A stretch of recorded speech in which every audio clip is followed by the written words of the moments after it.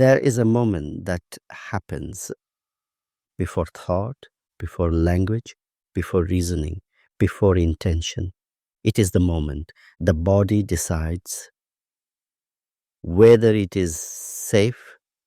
This decision is not conscious. It is not deliberate. It is not optional. It happens automatically, quietly, and with enormous power. And once it has happened, everything else follows. This episode is about that moment, about why control emerges before choice, and why no amount of logic can undo a decision the nervous system has already made. Hello, and welcome back to the William Gomes Podcast. I am William Gomes, and I'm grateful to have you here. There is a precise clinical term for how the body detects threat. Before the mind catches up, it is called neuroception. Neuroception is the nervous system's continuous scanning of the world inside and out for signs of safety or danger. This scanning never stops. It notices tone before words, posture before meaning, speed before content. It listens to how something is said. Not just what is said, it tracks tension, expectation, pressure, and crucially, it is not asking, is this reasonable? It is asking, is this safe? Neuroception does not require memory. It does not require language. It does not require understanding. It is older than thought. When a nervous system like this detects threat, it does not pause to negotiate. It moves. And one of the most common movements under threat is control. Control here is not a personality trait. It is not stubbornness. It is not dominance. It is not a desire to win. It is the body's attempt to stabilize itself. When safety feels compromised, under threat, the nervous system seeks certainty. It seeks predictability. It seeks influence over what happens next. And so control emerges automatically as self-protection. Here lies the fundamental misunderstanding. From the outside, control can look like preference. It can look like wanting things a certain way. It can look like insisting, resisting, refusing, but preference and survival reflex are not the same thing. Preference is flexible. It can bend, it can wait, it can be negotiated. A survival reflex cannot. When control is driven by threat, it is not optional. The body is not choosing control. It is being driven by it. This is why saying you don't need to be in control does nothing. From the nervous system's perspectives, control is the thin line between stability and collapse. Now, let us go back to Leo, the child we met in the last episode. Imagine him today in a classroom. The teacher is kind, the room is bright, the lesson is interesting, but Leo's neuroception is not seeing kindness, it is hearing the hum of the projector, which sounds like a swarm of bees. It is feeling the scrape of the chair beside him, which lands like a physical blow.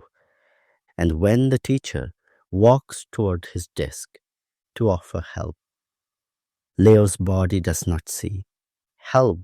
It sees looming. It sees interruption. It sees a demand entering his space, and because his system is already sensitized, he snaps, "Get away from me." The teacher is shocked.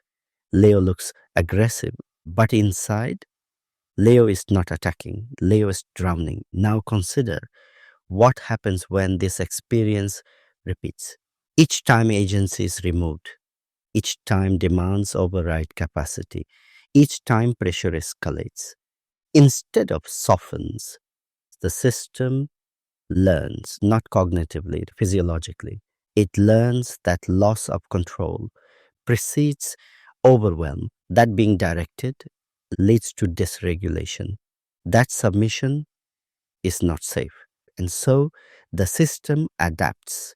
It becomes faster, more sensitive, more reactive. The threshold for threat lowers. What once required significant pressure now requires only a hint, a look, a tone, a pause. This is not escalation by choice, it is sensitization. The nervous system has been trained by experience. This is why well meaning adults are often baffled. They say, but nothing bad is happening, but I'm being calm, but this is reasonable. And they are right from a cognitive perspective, but reasoning speaks to the cortex. Threat lives lower. You cannot reason a body out of a reflex. You cannot talk a system into safety once it has already moved into defense. This is why logic fails in these moments, not because the person is unwilling, but because the system is unavailable. Under threat, access to reflection narrows, language contracts, flexibility disappears. What remains is action, control, avoidance, resistance.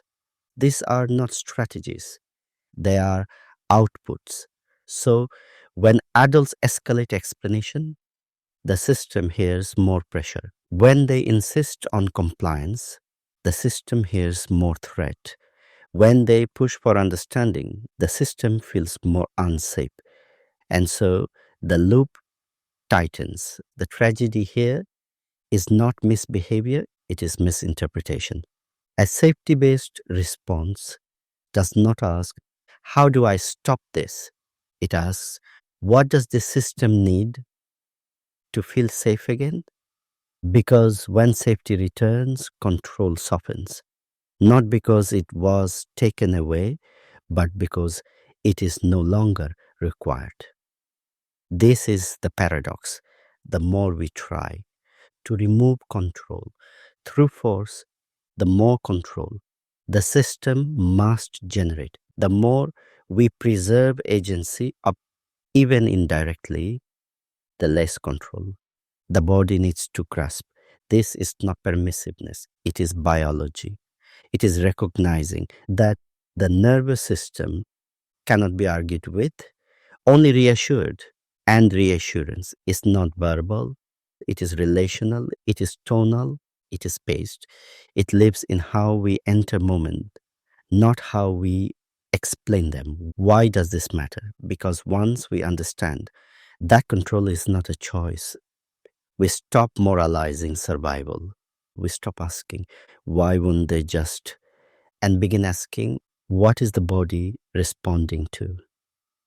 This shift changes everything.